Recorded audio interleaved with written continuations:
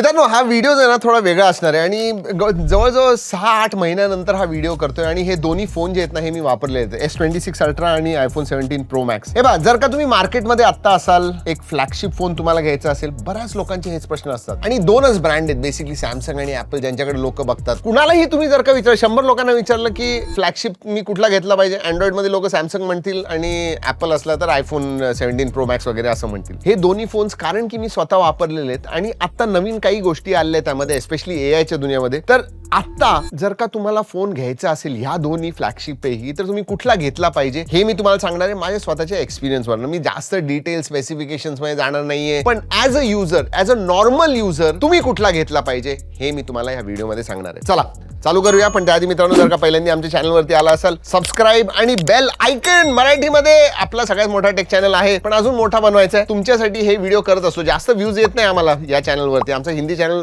आहे मोठा, आणि शेअर करा आपल्या मित्रांबरोबर, मैत्रिणींबरोबर, फॅमिली बरोबर. त्यांना सुद्धा कळेल आणि व्ह्यूज वाढतील.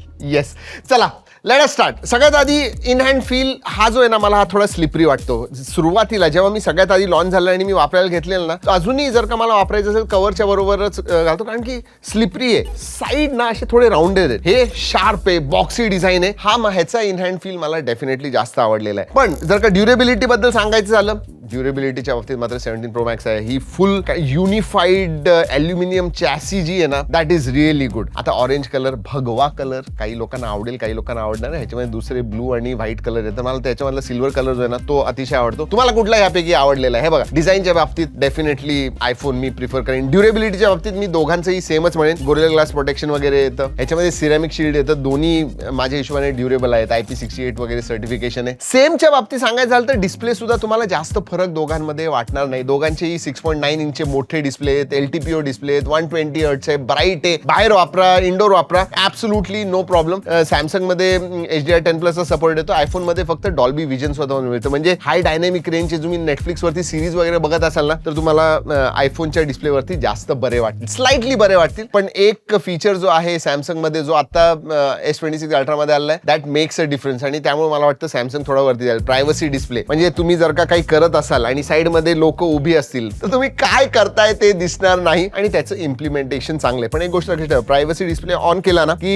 ह्याचा ब्राईटनेस थोडा कमी होतो. So keep that in mind. आता परफॉर्मन्स मध्ये सांगायचं झालं ना, तर 8 Elite Gen 5 तुम्हाला ऑब्व्हियसली S26 Ultra मध्ये मिळतं आणि A19 Pro बायोनिक चिप ह्याच्यावर मिळते. अंतुतू स्कोर सॅमसंग S26 Ultraचा 3.8 मिलियन वगैरे येतो. पण कंपॅटिबिलिटी आयफोन बरोबर नसल्यामुळे जर का गीक बेंच स्कोर बघितला ना, तर सिंगल कोर स्कोर मध्ये iPhone 17 Pro Max हा जबरदस्त परफॉर्म करतो. म्हणजे खूपच वरती आहे. आणि सिंगल कोर आणि मल्टी कोर मध्ये फरक काय, तुम्ही जे normal day to day regular task करत असताना ते सिंगल कोर वरती चालतात, आणि जेव्हा हेवी मल्टीटास्किंग, गेमिंग वगैरे करताना त्याच्यासाठी मग तुम्हाला मल्टी कोरचा फायदा होतो. पण ओव्हरऑल 99% यूज केसेससाठी दोघांचा परफॉर्मन्स टॉप नॉच आहे. बरं, कस्टमायझेशनच्या बाबतीत म्हणजे तुम्हाला सांगू का, आता जे iOS आता आलेले आहेत ना, त्याच्यामध्ये ऍटलीस्ट तुम्ही काही कस्टमायझेशन अलाव करायला लागलेत गेले 1-1.5 वर्षापासून. त्याच्या आधी तर आयफोन म्हणजे इतका बोरिंग वाटायचा मला. आता थोडे बहुत विजेट्स वगैरे, तुम्ही तुमचं होम स्क्रीन वगैरे ती थोडी चेंज करू शकता. सॅमसंग मध्ये गुडलॉक नावाचं एक येतं, ते सॅमसंग स्टोर वरनं तुम्ही डाउनलोड करा आणि जे पाहिजे ते कस्टमाइज करू शकता. लिटरली रोज 365 दिवस तुम्ही वेगवेगळा फोन दिसेल असं कस्टमाइज करू शकता. एवढे तर कस्टमायझेशनच्या बाबतीत मी म्हणेन की डेफिनेटली सॅमसंग पुढे जातो. हे बघा, ह्या लेवलचे जे फोन्स असतात ना, एक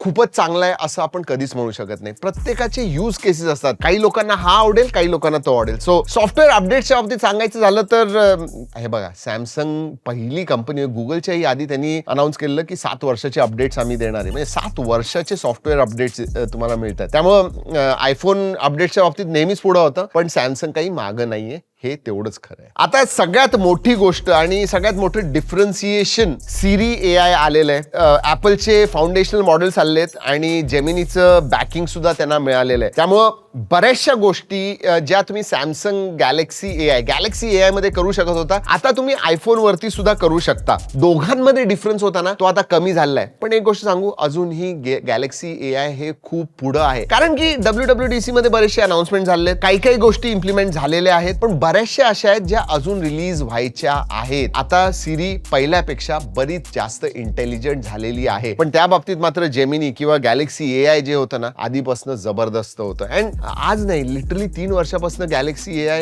इज ऑन टॉप आणि अजूनही ऑन टॉपच आहे. पण डेफिनेटली आयफोन 17 प्रो मॅक्सचे AI फीचर्स आता जे येणार आहेत ते कॉम्पिटिशन देणार आहेत. येस, आत्ता नाही, probably 6 months down the line. बरं, मी तुम्हाला स्क्रीनवरती बरेचसे AI फीचर्स मी डिटेलमध्ये जाणार नाही. जे S26 अल्ट्राचे फीचर्स आहेत आणि आयफोन 17 प्रो मॅक्सचे जे AI चे फीचर्स ते साईड बाय साईड दाखवते. पॉज करून बघा जस्ट इन केस, आणि जर का काही प्रश्न असतील तर खाली कमेंट्समध्ये नक्की विचारा. You will get to know इट. चला कॅमेराबद्दल बोलूया. कॅमेरामध्ये हे बघा, पहिल्यापासून आयफोन राजा राहिलेला आहे त्या एरियामध्ये, एस्पेशली व्हिडिओमध्ये. म्हणजे लिटरली सांगतो ना, अजूनही कुठलाही कंटेंट क्रिएटर असला आणि त्याला व्हिडिओ शूट करायचे असले ना, कोणी दुसऱ्या ब्रँडचं नाव घेतच नाही. ते म्हणतात नाही मी आयफोनच घेणार. म्हणजे व्हिडिओसाठी आयफोन पुढे, सॅमसंग मागे राहतो. ह्याचा जो कॅमेरा आहे ना, म्हणजे स्पेसिफिकेशन मी तुम्हाला स्क्रीनवरती दाखवतोय, पण एक डिपेंडेबल कॅमेरा म्हणता येईल. तुम्हाला जर का एक फोटो काढायचे स्टील फोटोग्राफीमध्ये, दोघंही नेक टू नेक आहेत. म्हणजे तुम्हाला पोर्ट्रेट्स वगैरे काढायचे, एस्पेशली तुम्ही झूम जास्त जर का करत असाल ना, आणि झूम वरती तुम्ही 3x 5x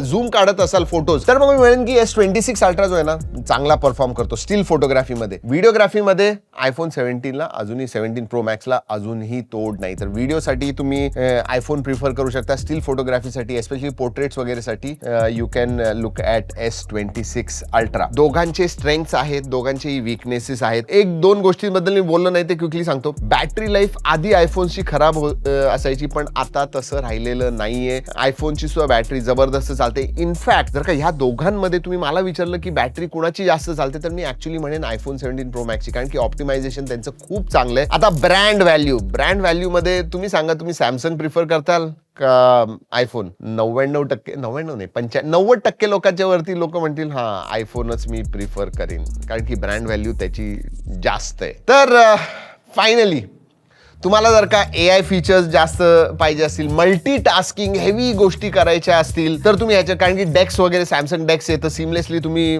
तुमचे डिस्प्ले वगैरे कनेक्ट करू शकता. कॅमेरामध्ये स्टील फोटोज तुमच्यासाठी महत्वाचे आहेत, एस्पेशली तुम्ही झूम वगैरे काढत असाल तर. प्रायव्हसी तुम्हाला महत्वाची असेल आणि चार्जिंग थोडं फास्ट पाहिजे असेल, तर मग मी तुम्हाला S26 अल्ट्रा सजेस्ट करेन. पण बाकी सगळ्यासाठी, व्हिडिओसाठी म्हणा, बॅटरी ऑप्टिमायझेशन, बॅटरी लाईफसाठी म्हणा, सॉफ्टवेअरचा एक्सपिरियन्स आणि एक डिपेंडेबल फोन पाहिजे असेल आणि पुढचे 5 वर्ष तुम्हाला वापरायचं असेल, तर मग मी तुम्हाला आयफोन 17 प्रो मॅक्स सजेस्ट करीन. हे बघा, हा व्हिडिओ जो केलेला आहे हा माझ्या पर्सनल एक्सपिरियन्स वरनं केलाय. मला जे वाटतं या दोन फोन्स बद्दल, त्याचा तो व्हिडिओ मी केलेला आहे, तेच तुम्हाला या व्हिडिओ मध्ये सांगितलंय. तुम्ही कुठला प्रेफर कराल? बरं, आत्ताच एक रिक्वेस्ट आली आहे की व्हिडिओ संपवण्याच्या आधी एक गोष्ट सांग की मला जर का प्रिफर करायचं असेल तर मी कुठला करेन. ह्या दोन्हीपैकी मी S26 अल्ट्रा करेन.